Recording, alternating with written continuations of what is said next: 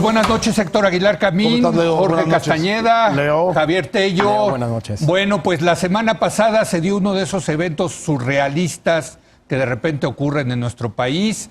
Había un evento para dar a conocer las iniciativas de ley de la reforma judicial, pero finalmente la presentación, pues fue la presentación de la no presentación de esta reforma. Por eso le digo que a veces efectivamente México sí es un país surrealista. El fiscal general Alejandro Gertz Manero salió a decir que se aplazaba para el 1 de febrero y la verdad nos preguntamos qué sucedió en la realidad. Fue falta de coordinación, querían afinar detalles, son muy mañosos y quieren ver las reacciones, en fin. Pero hay también el tema de fondo. ¿Qué es lo que se está atrás de toda esta reforma judicial y penal, Héctor? Bueno, es una línea muy persistente de este gobierno, que es desmantelar lo que había. Sí.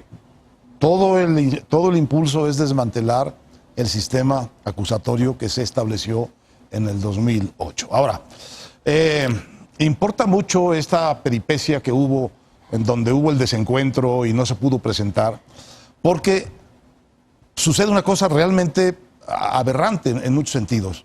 Se trata de una reforma judicial en donde la Suprema Corte no tuvo una palabra que decir, el Poder Judicial mismo tampoco, y tampoco el secretario de Seguridad Pública, y al parecer la secretaria de Gobernación, según reportes, tampoco estaba muy clara de qué es lo que se estaba presentando.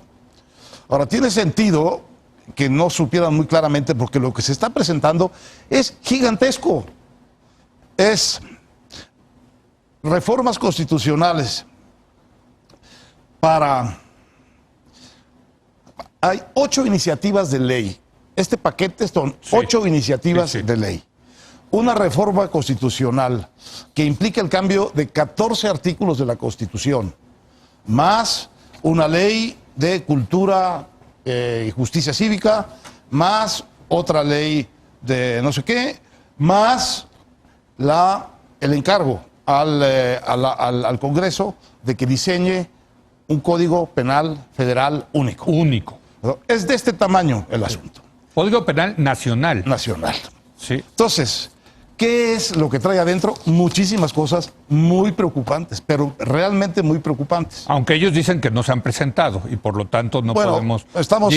Dijo Monreal que no puede haber caldo de pollo sin pollo. Sí, ¿no? y dijo también que estaba en la nada parlamentaria, porque no tenía materia para... Pero la verdad es que sí tenía, porque están circulando completos los anteproyectos, por todos lados. Entonces... Sí, llegaron por todos lados. Yo, como no entiendo de eso, me resulta muy difícil de entender el lenguaje, el juridiqués, vamos a decir. Entonces pedí a 2 amigos, asesores que le conocen, que me dijeran cuáles son sus focos rojos respecto de este gigantesco cuerpo de legislación que se va a meter. Y me dieron una lista. La voy a leer porque creo que es un buen principio de la profundidad y de la peligrosidad, hay que decirlo de una vez, de poner estos poderes en manos de cualquier autoridad, de cualquier autoridad. Primero, permite arraigo de 40 días para todos los delitos y las detenciones en flagrancia. Antes solo se permitía para delincuencia organizada. Los plazos se pueden extender a delitos cuya media de prisión o de pena sean 5. O sea, es prácticamente todos los delitos. Se admite el uso de pruebas obtenidas ilegalmente, cosa que ya se había... Como la tortura, ¿no? Tortura, fabricación de evidencia o testimonios falsos. Fíjese el poder que se quiere otorgar a sí misma la Fiscalía. Quiere tener su propia unidad especializada de análisis financiero, que es la UIF actual, y quiere que las policías y la Guardia Nacional actúen bajo el mando de la Fiscalía. Se autoriza la infiltración de agentes para investigaciones. Te pueden retener de manera inmediata y hasta por 48 horas sin orden judicial en casos de urgencia. Permite cateos a solicitud de la víctima, de manera que si tú eres víctima de algo y le pides que cateen al que tú piensas que es sospechoso, lo puede hacer, como si fuese una autorización judicial. Se crean juzgados y tribunales para juzgar a los jueces, nombrados por el Congreso. O sea, le superpones el Congreso al Poder Judicial. desaparece la prohibición para intervenir comunicaciones en temas electorales y fiscales. O sea, te pueden intervenir el teléfono si piensan que estás hablando de cuestiones electorales o de cuestiones fiscales. Se eliminan los jueces de control, que son los que van diciendo es muy importante, si el debido proceso está bien o está mal. Fíjate esto, se establece una cosa que llaman increíblemente presunción de responsabilidad, según la cual todo imputado que se niegue a ser examinado por peritos se considera que acepta su culpabilidad o que acepta los hechos imputados. Y se introduce el concepto de presunción de responsabilidad. Es decir, en lugar de yo te presumo responsable y entonces te puedo hacer cualquiera de estas cosas que acabo de mencionar. Se faculta al Congreso para que expida el primer Código Penal Nacional del país. Se incrementa, fíjate, el número de delitos para que un menor ingrese a centros de reclusión. Y se propone la homologación del catálogo de delitos. Aquí hay muchas cosas que están bien, porque están tocando problemas muy viejos. Pero todo el espíritu de esto es darle a la autoridad unos instrumentos prácticamente invencibles desde el punto de vista de las garantías de los ciudadanos. Porque son son unos cuantos. Fue una primera peinada. Yo creo que esta es una cosa que sí va a ser materia de que los abogados se pongan a leer y vayan traduciendo a lo que está siendo autorizado en cada una de estas leyes respecto de la arbitrariedad mejor dicho, de hasta qué punto esto está legalizando el ejercicio tiránico de la Procuración de Justicia. Jorge, ¿es compatible esto con los tratados internacionales? O sea, pues mira, es uno de los problemas, Leo, porque bueno, sí, seguramente hay tratados que México ha firmado y ratificado que probablemente contradigan algunas de esas medidas, dependerá de cómo venga la cosa, y tal vez se puedan apelar algunas de estas medidas, por ejemplo, ante la Corte Interamericana de Derechos Humanos, que es la única donde se puede plantear este tipo de cosas. No tenemos acceso a otras, que es, por cierto, uno de los defectos pendientes del nuevo TEMEC, pero dejando esa discusión al lado. El problema es que, como veníamos conversando con Héctor, es que en otros casos, en otros momentos, por ejemplo, la reforma de 2008 de Calderón, y esto es en realidad una gran reversión de esa, es una contrarreforma, Estados Unidos desempeñó un papel muy importante en esa reforma de Calderón. Incluso la idea de Carlos Pascual, el embajador de entonces, era justamente usar una parte de la lana de la iniciativa Mérida, no solo para los juguetes de García Luna, que ahora ya sabemos dónde se fue la lana, sino para transformar el sistema judicial mexicano. Estaba bien. Entonces, era un apoyo positivo, proactivo de Estados Unidos, que es el único país que cuenta, pues, para México, en ese sentido. Aquí ahora con Trump y con todo lo que está sucediendo, o sea, es la indiferencia completa. Ni el embajador, ni el fiscal americano, ni el secretario de Estado, ni nadie les importa en lo más mínimo la Procuración de Justicia en México. Bueno, háganle como quieran. Les encantaría tener eso. Trump y entonces, yo creo que esto es, como dice Héctor, además de ser esta contrarreforma contra la oralidad y todo lo que se hizo del 18 al 16, mal hecho, sin dinero, Peña se hizo guaje. Todo eso lo sabemos, todo eso es cierto, pero es cae en una tentación autoritaria enorme por dos cosas muy rápido. Primero, Gertz creo que tiene una idea, no equivocada tal vez, de que el sistema judicial mexicano no sirve absolutamente para nada, que es algo que hay que tomar y tirar a la basura, que no existe, que no sirve, que es un desastre completo, que hay que reventar ese sistema y sustituirlo por completo por algo más.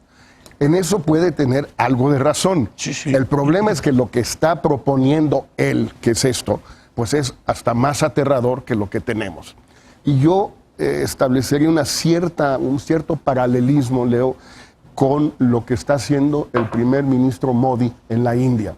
Salió hace como un mes un largo reportaje en el New Yorker sobre lo que el autoritarismo en el que está cayendo la India, con los cambios a las leyes de ciudadanía, con la desaparición del Estado secular indio, y su sustitución por un estado hindú y una especie de fin de la separación entre Estado y la Iglesia, que me parece que hay mucho parecido. Un presidente aquí y un primer ministro allá, populares, sin la menor duda, con un enorme arraigo con la gente. Salvo que allá crece la economía y... Aquí no, pero crece menos. Que por ahora ya está creciendo menos que hace 5 años. No, eso sí, también arrancan de una base mucho más baja, ¿no? Pero hay una parte de ese... Tengo los votos, tengo el apoyo, tengo una causa, necesito un Estado que sirva. Y el Estado que tenemos no sirve, pues vamos a hacer otro. El Estado es la revolución, Javier. Javier. El gran Creo que hay Illich. otra vez, ¿no? Como siempre, muchos temas. Coincido en que lo que se filtró, veto a saber de dónde vino, qué tan preciso es, pero lo que se filtró preocupa y preocupa mucho.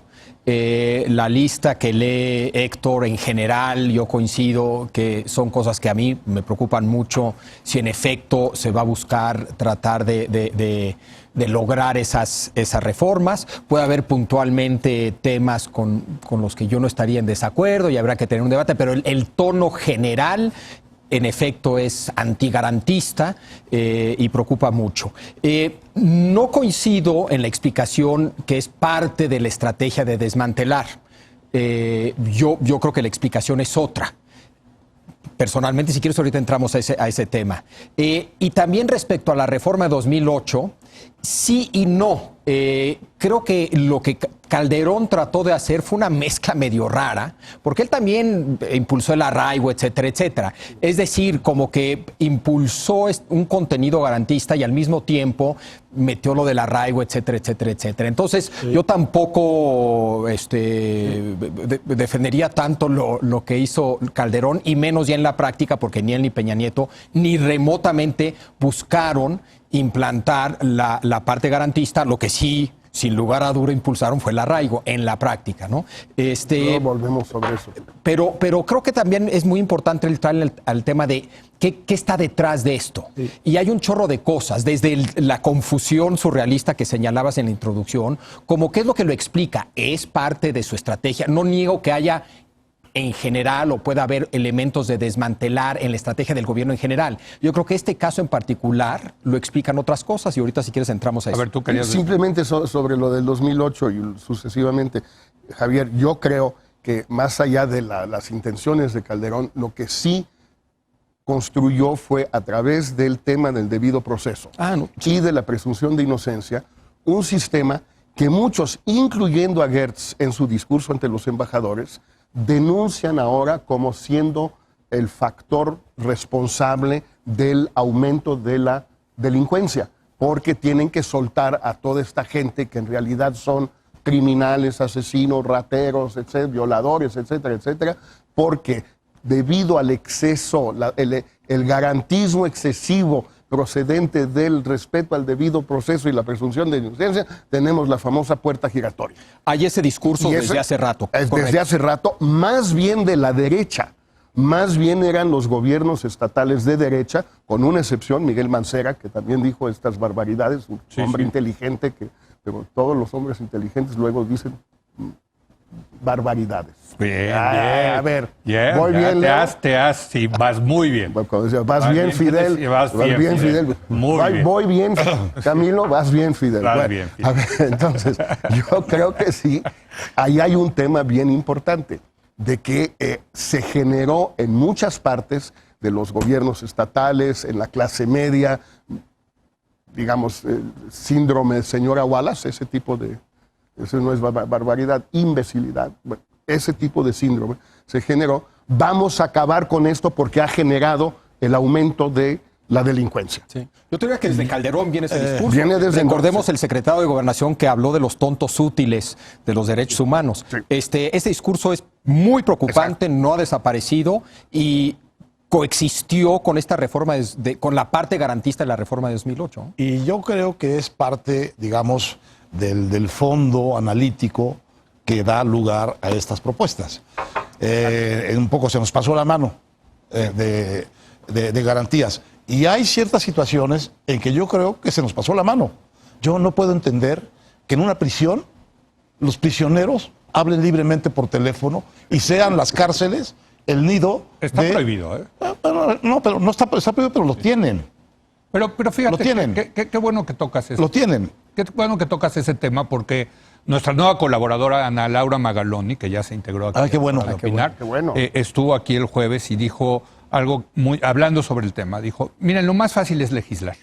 Esto es otra vez el Estado mexicano, tú lo has dicho mucho, nos encanta legislar. Pero en la práctica el sistema que tenemos hoy es un sistema que no funciona. Lo que hay, y me encantó este concepto, hay un mercado de impunidad. Hay gente que quiere comprar impunidad y hay gente del otro lado que les vende impunidad. Y esto incluye policías, fiscales, jueces, cárceles, donde la impunidad, por ejemplo, de poder hablar y extorsionar desde la cárcel. Hay todo un mercado de impunidad. Y cambiar eso, ese mercado de impunidad que vale miles de millones de pesos y que funciona desde hace mucho tiempo en México, no lo vamos a cambiar cambiando las leyes. Pero viene la Está respuesta. interesante, ¿no? Viene la respuesta del otro lado, en el sentido de que si sucede esto de la puerta giratoria por excesos de garantías para los delincuentes, Que no es cierto. porque no es cierto. No, de entrada. Es verdad que se da este fenómeno de que los capturan, los meten y los sueltan los jueces. Pero eso tiene que ver con lo que es quizá el verdadero núcleo de por qué no funciona nada de esto. Es que no hay investigación. Es que los ministerios públicos llegan con los casos hechos trizas, inventados, Porque fabricados, hay un mercado de manipulados. impunidad. Bueno, claro. Es que lo mercado hacen de mal impunidad. a propósito, hombre. Hay un mercado de impunidad y hay una institucionalidad de la baja calidad de la investigación. Entonces, el juez Sí. puede ser que lo estén sobornando, pero el juez que metió digamos, la Suprema Corte, que liberó a Cassés, no la liberó porque quisiera echar a la cárcel a unos delincuentes que estaban supuestamente probados en su actuar delincuencial. No, sino porque fue obvio que todo el proceso había sido una fabricación. Israel No una Vallarta sigue en la investigación, cárcel. sino una fabricación. Israel Vallarta sigue en la cárcel. Probablemente Esa es una de las otra aberraciones. irregularidad. Increíble. Otra de las Sí, aberraciones. como aberración es de las mayores Entonces, que ha habido. Increíble. A una la sacan Entonces, por fallas y Dice pues, la es que propia una es Ana Laura, francesa. Sí, pues Ana sí. Laura, en su artículo del domingo, dice, es otra vez los atajos. Sí. Y vamos, porque vamos a legislar, tomamos el atajo. No, Sí. tienes que caminar todo el camino, tienes que mejorar tus policías, Sí, tus claro. ministerios públicos, tu investigación. Tienes que revisar en qué se te ha pasado desde el punto de vista real las cuestiones, digamos, de garantías suecas, pues para delincuentes que no son precisamente suecos. Hay que revisarlo, pero hay que revisarlo en el espíritu de construirlo bien desde el principio, en lugar de ponerle encima una nueva legislación autoritaria para que luzca la autoridad eficaz agarrando gente y no dejándola salir. ¿Y Sí. si son inocentes? Pues No, bueno, es será que parte del costo, ¿no? A lo mejor lo que pasa es que pones el arraigo para disque ser más duro y lo que pasa es que eso acaba fortaleciendo el mercado de las impunidades.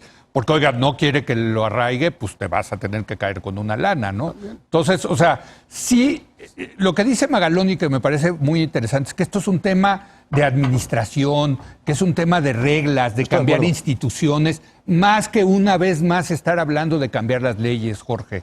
Sí, pero si El legalismo que tú lo has No, llamado, ¿no? a mí yo lo aborrezco, pero es esa parte. El problema aquí es que el cambio en las leyes es peligrosísimo. Este cambio, no el cambio en abstracto. Esto es lo que hay que denunciar y lo que hay que, digamos, combatir. Y desde luego alguien que sabe tanto como Ana Laura lo hará con enorme elocuencia y habilidad. Pero el problema aquí es que debe haber una respuesta de esa famosa sociedad civil que le ha tolerado casi todo al López Obrador a lo largo de más de un año, que ahora sí, a ver si ya despierta la sociedad civil para combatir algo que sí parece caer en una Pero tentación yo creo que autoritaria enorme. el discurso de mano dura es tremendamente popular para Por eso, la gente, ya lo sé. para esa sociedad civil. Ya lo sé. ¿No? Sí, justamente la puerta giratoria viene de ahí. Así De es. la gente empezó en Chihuahua con algunos delitos que hubo cometidos por gente que había sido detenida y luego absuelta o liberada, y entonces enloquecieron en Chihuahua, que es un buen lugar para enloquecer. Ya, si vas a enloquecer, y es de los sistemas que mejor ha funcionado a nivel estatal, medido por las ahora, ONGs. Pero esto fue hace ya casi 10 años, perdón. Javier. Sí, pero también es muy importante enfatizar que esta famosa puerta giratoria se da porque no se implementa las reformas de 2008. La parte garantista. Correcto. Es decir, no se desarrollan las instituciones y las capacidades necesarias para evitar que ocurrieran esas cosas. Los procedimientos alternativos, las unidades de medidas cautelares, en fin, no se hicieron un chorro de cosas que se tenían que haber hecho para evitar ese tipo de cosas. Sí. Yo coincido totalmente con Ana Laura Magaloni, su editorial del domingo se me hizo buenísimo. Sin lugar a duda, tiene mucho que ver todo esto con procesos, con capacidad institucional. Obviamente, muchas de estas cosas sí van vinculadas a leyes, a veces a cambios de leyes. Es decir, la ley te da un marco que te permite desarrollar estas habilidades en vez de estas otras, etcétera. Pero esas ya están en la ley de ahorita. Totalmente. No necesitarías cambiarla, reformarla. No, pero la nueva ley sí la tienes que cambiar. Esa es. Y todo ese debate de autonomía, a mí siempre, no es que sea irrelevante la autonomía de los fiscales, pero para mí era más importante dos otras cosas: su incompetencia y su corrupción, que pueden seguir operando, existiendo con fiscales autónomos. Un fiscal puede ser autónomo pero corrupto, o autónomo pero incompetente. Y los dos principales problemas que yo veo, mayores al uso político de la justicia incluso, no niego que ese no sea un problema y un problema serio, pero para mí todavía un mayor problema es la falta de capacidad, de incompetencia y la corrupción. Y eso sí se resuelve de otras maneras, ¿no? Así es. Bueno, vamos a hacer una breve pausa y si les parece regresamos a seguir hablando de este mismo tema. Regresamos en un momento más.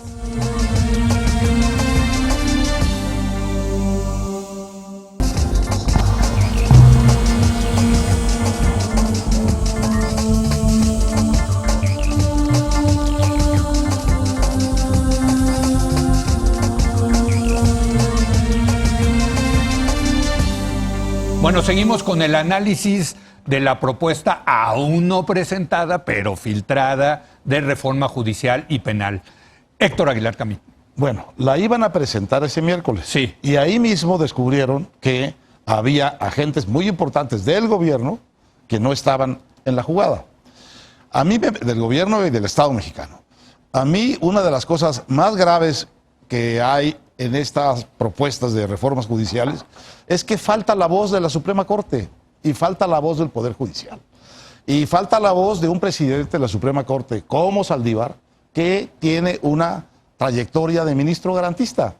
Me parece a mí que esto es un cocido que entregaron realmente, que está hecho en una sola cocina, que es, entiendo, la de la Fiscalía. No puede ser así, tiene que ser una conversación mucho más profunda y mucho más cuidadosa. Me preocupa también que no esté aquí la voz del secretario de Seguridad Pública, porque está proponiendo esto, nada menos que la Fiscalía va a disponer de las policías y de la Guardia Nacional para sus investigaciones. Bueno, ya es suficiente lío, yo creo, el que hay en la Guardia Nacional, y suficientes tareas que no tienen que ver con la seguridad, como para que además haya una duplicidad o un pleito por el mando. Y lo mismo respecto de la unidad de investigación financiera, que la Fiscalía, según estas, borradores, quiere para sí. La suya. Y desde luego que no esté ahí la voz de la Secretaría de Gobernación, que, no olvidemos, tiene un trayecto largo como ministra de la Suprema Corte, y algo muy importante tendrá que decir, por cierto, también de corte bastante garantista su trayecto en la Suprema Corte. Entonces, yo creo que este asunto, la siguiente cosa que me preocupa es que es evidente que le quieren dar curso rapidito, lo más fast track que se pueda. Y es tan grandota la propuesta que pienso que es prácticamente imposible que haya una revisión cuidadosa, minuciosa, reflexiva de todo lo que está aquí. Se tardarían probablemente el resto del año, y mi impresión es que el gobierno lo que quiere es ya echar esto rápido, en la falsa percepción de que lo que necesita son más recursos para aplicar la autoridad. Sí. Y suprimir garantías y darle a la autoridad recursos para poder tener mano dura contra el crimen y contenerlo, porque esa es la otra desesperación política que está detrás. ¿Cómo contienes? Pero fíjate, también, ¿Cómo para mí es la contienes? explicación. también hay algo de, Esa para mí es la explicación. también hay algo de Una, maña, de maña política, Sí, porque sí. como es reforma constitucional, se necesitan 2/3 partes. La tienen en la Cámara de Diputados, no la tienen en el Senado. Entonces ahí la oposición, pues, estará en una posición muy, muy endeble, en el sentido de que si la dejan pasar, serían, pues, de alguna manera socios o serían aliados Sí, el de crimen esta reforma. el crimen organizado. No, si no la dejan Si pasar, no la dejan pasar. no la deja pasar ese más de 1/3 que tiene la oposición, Es el ¿qué va a PRI. decir el gobierno? Nosotros tratamos. La oposición no nos dejó. Nosotros teníamos todo la intención de arreglar esto. Fueron los opositores que no quisieron. Pues sí, pero... Hay mucha maña, ¿eh? Bueno, Sí, sí, sí. ¿no? Se sobre ponen todo- en el lugar correcto. Sí. Exacto. Para la negociación. Sí. Se colocaron muy bien, Muy bien. para el tiro Sí. indirecto, o directo más bien. Y la barrera no la veo, ¿eh? ¿Qué va a hacer la Y es oposición? sin barrera. Sí, sin ¿Qué va a barrera. Sin portero. ¿Qué tendría que hacer la oposición? Bueno, en eso? en Esa pequeña principio, a ver, oposición que sobre queda. todo el PAN, que al final estoy seguro que van a votar a favor de algo muy parecido. El ¿Tú PAN, crees que sí? No veo manera en que el caray. PAN resista esto. Mira. Y el PRI, que tiene el veto, suponiendo que el PAN estuviera en contra, los 10, 12 del PRI, que son los que tienen el veto real, No, ya con el PAN no pasa. veo, no les alcanza con el PAN, no. Necesitan a los 10 o 11, 12 votos del PRI. Y MC también. MC, esos yo creo que están, los que hay están. Para la constitucional. Para la constitucional. constitucional, pero Ahora, hay- depende cómo está armado eso, si puedes meter las no constitucionales sin las constitucionales, probablemente no, pero no lo sé, digo yo de eso no lo entiendo, pero normalmente se estructura así. Entonces el problema aquí es de dónde va a venir la resistencia o la oposición a esto. O sea, en el ¿no crees que Senado entonces lo en veo el Senado? difícil, lo veo muy difícil por lo que tú explicabas, Sí, Héctor. es que sí. Se colocó, López Obrador los colocó Pues sí. en una situación muy, muy endeble, muy vulnerable frente al 21. Estos son los que quieren seguir soltando a los delincuentes. Sí. Estos son. Nosotros estamos tratando de combatir el crimen Claro. organizado, combatir la violencia, combatir la delincuencia, y estos no quieren. Sí. Ahora, de que es una idea completamente equivocada por parte de López Obrador de cómo combatir el crimen organizado, pues esa es otra cosa. Esa es otra cosa. Pero yo creo que en el fondo hay parte en lo que dice Héctor, esta idea de un Estado más fuerte, Sí. un Estado a la antigua mexicana, solo que este es un Estado echeverrista pero democrático, porque el que está en el lugar de Echeverría es un demócrata en lugar de un psicópata. Según ellos, está bien.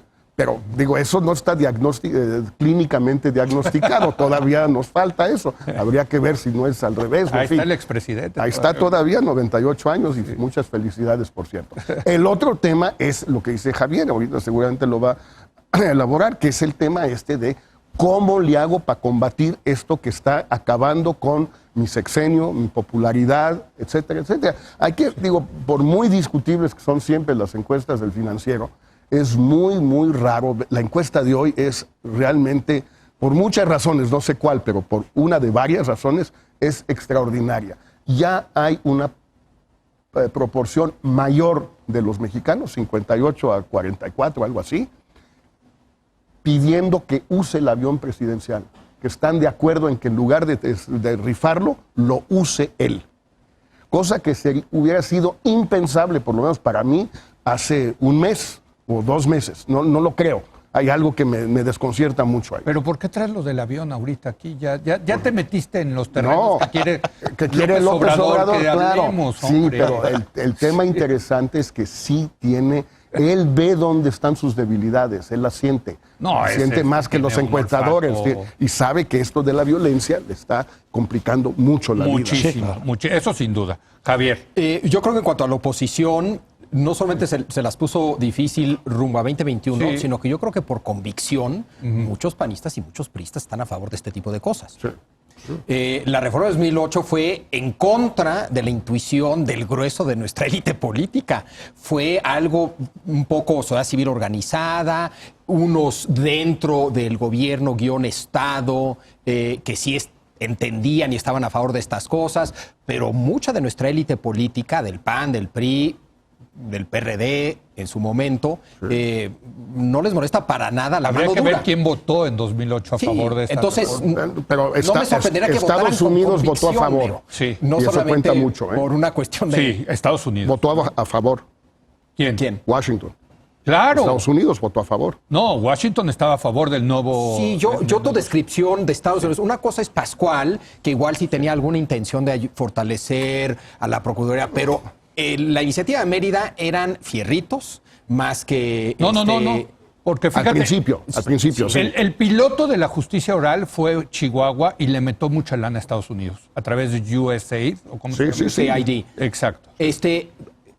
Yo te diría que el Pues tú motor estabas fue en más Washington interno. al principio. No, bueno, y en Al la parte principio de tú juicios estabas orales allá, yo sí. estaba aquí y en una ONG de temas de justicia. Pero, correcto. pero yo te diría que muchos Perdón van a la votar por interrupción, convicción. sí. Pero en efecto... Entonces ya pasó esto. O sea, no, bueno, vamos a ver. Yo creo que va a haber mucha presión social. ¿De quién? A ver, ¿quién podrías...? Bueno, uno es la Suprema Corte, es lo que tú estás Pero diciendo. me parece fundamental. No, sí. la Suprema Corte Sí. tiene que expresar su opinión de esto y sobre todo defender su independencia, porque efectivamente hay cláusulas a ver. que ponen en entredicho su autonomía e independencia. Pues, ¿no? bueno, Pero a ver, sí. termina tu trayectoria. argumento sobre la violencia y sobre... Sí, yo porque sí eso yo sí creo que lo que explica esto son una falta de estrategia de corto plazo de entrada, Sí, claro. el toparse con una emergencia hoy en el tema, la prisa de enfrentarla, y una vez más, tú volteas a ver qué tienes ahí a la mano para enfrentar esta crisis que se te está complicando, el ejército por un lado y la mano dura por el otro, no solamente a través del uso del ejército. La mano dura sino legislativa. Judicial. judicial. La mano dura judicial. O sea, darle más fuerza a tu ministerio Pero lo público. que dice Magaloni es dándole más fuerza, no vas a resolver Yo lo estoy el tema. Leo, Está yo bien, creo que todo esto está digo, equivocadísimo. Ah, bueno. Estoy diciendo qué es lo que explica, Sí. más que desmantelar lo Sí, hecho sí, por sí. otros gobiernos, más que un impulso antigarantista. Yo creo que es más estas otras Es la cosas. prisa, es las ganas de resolver ese tema. El hecho de que sí es una emergencia, el hecho de que no tenían una estrategia de corto plazo para este problema, etcétera, etcétera, etcétera. Pero totalmente desde mi punto de vista no creo que les funcione. Ahora, creo que la estrategia correcta de la Suprema Corte, de ONGs, no es el rechazo total y completo. O sea, por ejemplo, si hay una intención en muchas de estas propuestas, igual mal aterrizada la intención, una intención de fortalecer a la Fiscalía. Sí. Si algo debe de ser fortalecido en Sí, este país, sí. son las procuradurías De acuerdo. fiscalías. Pero no así, ese es el Pero tema. hay una cláusula que tiene que mira, ver con su presupuesto. Sí. ¿Me entiendes? Entonces, Pero- creo que el debate inteligente no es el rechazo total y el argumento de que es una regresión autoritaria y que es parte de que tratar de convertir a México Entonces, en Venezuela. A ver, yo puse aquí los focos rojos. sí. Sí. Supongo que el conjunto de la legislación está atacando problemas muy concretos que efectivamente hay que atacar. Es demasiado grande para que no esté atacando muchos de los problemas que le preocupan a Ana Laura. Es enorme. Yo puse nada más los focos rojos. Ahora, como neófito, como opinador neófito, que me cuesta mucho trabajo entender el juridiqués y pasarlo a lo que esto significa a la hora de los hechos, En castellano. le pedí a algunos amigos que le entienden y me pasaron esto. Pero pido, desde aquí, desde donde se pueda, el amparo de la Suprema Corte que venga y que nos diga qué piensa de esto, cosa por cosa, y que el gobierno tenga el tiempo, la paciencia, la seriedad institucional para que esta discusión se haga de veras. Porque si se trata de que los 8 votos en el Senado que pueden arreglar esto, no, esos no van a funcionar. Esos 8 votos están ya totalmente capturados por precisamente el sistema de poderes, extrapoderes que tiene el gobierno en la ley para amenazar ciudadanos. ¿Cuáles? Porque esto tiene mucha coherencia con las cosas que ya se legislaron el año pasado. Ampliación de los delitos de prisión forzosa. posibilidad de convertir delito fiscal en delincuencia organizada, que es prisión forzosa, y extinción de dominio. Es decir, en este momento el Estado mexicano puede acusarte sin probar de un delito que merezca prisión forzosa, meterte a la prisión y quitarte tus bienes. En este momento el Estado mexicano puede hacer esto. Y así quitaron ya un ministro de la Corte. Estos son como los instrumentos chiquititos para poder hacer eso con Bueno, y estas tres cosas sirvieron para quitar ya a un ministro de la Corte. A un ministro de la Corte, a un dirigente de un sindicato petrolero y a un presidente de una reguladora, una comisión reguladora de energía. Así es. Y para también, digamos, dificultar enormemente la sobrevivencia en la cárcel de una exsecretaria de Estado. Una Peña Nieto. Eso es un escándalo. Bueno, pero no solo que esté en la cárcel, sino que esté con cuentas en teoría bloqueadas, lo cual congeladas, lo cual hace que su estancia en la cárcel sea especialmente difícil. Pero fíjate, y entonces tienes que negociar. Pero porque fíjate, el chiste de todo esto que hace Nieto es eso. Pero fíjate, tú estás diciendo el caso de Rosario Robles. Rosario Robles, quien la metió a la cárcel, fue un juez de control, de esos que quieren quitar ahora. Pues sí, ¿no? un juez de control que de casualidad está en el mercado de la impunidad. Pero en el mercado de la impunidad también la señora agraviada, ¿no? Claro. digámoslo así. Pero Javier. Sí, en fin, yo sí creo que tienen que escoger muy bien cómo, quien quiera luchar en contra de esta reforma o proponer cambios a esta reforma, escoger muy bien cómo y qué. El juez, los ministros de la Suprema Corte no creo que puedan participar en un debate público como no ministros. Exacto, entonces tendrán que hacerlo por proxy o tras bambalinas, probablemente ambas. Lo pueden hacer por proxy y tras bambalinas, pero no puedes tú pedirle a un ministro de la Suprema Corte que opine sobre algo que va... En lo que yo estaba pensando es en que se había dicho que la Suprema Corte iba a hacer su propuesta de reforma judicial. Es lo que yo quiero que haga. No, yo tampoco creo. La Junta. Pero es que tiene la doble cachucha Saldívar, de también digamos, el presidente del poder, el jefe del poder judicial, el presidente de la Suprema. Como tal, con esa cachucha sí puede opinar él. Quizás no como presidente de la Suprema Corte, pero sí como presidente del Poder Jorge, pero iban a generar su reforma y no la generaron. No, incluso anunciaron que iban juntos. ¿Por eso? Que iban juntos. Pero tú decías también las ONGs, la sociedad civil. No, sí. El problema, primero, yo no veo a la sociedad civil movilizándose. En este tema están bastante organizados porque es un viejo tema. Sí, por eso. O sea, parte de la reforma de 2008 viene de una presión de la sociedad. Pero yo no veo organizada. manifestaciones de gente que salga a decir. Bueno, acaba de empezar esto. Luego y luego las ONGs, pues aquí a este gobierno le vale gorro, por no decir otra cosa. Ya ves que yo también. Vamos bien, Fidel. Sí, vas bien, Camilo. Le vale gorro lo que un cambio civilizatorio. Sí. No, le vale es una gorro. regresión terrible. Bueno, híjole, pues seguiremos hablando del tema, ya nos tenemos que ir a una pausa, ¿no? Hacemos una pausa, si les parece, y regresamos a hablar del impeachment, del juicio político de destitución de Donald Trump, que ya comenzó en la Cámara de Senadores.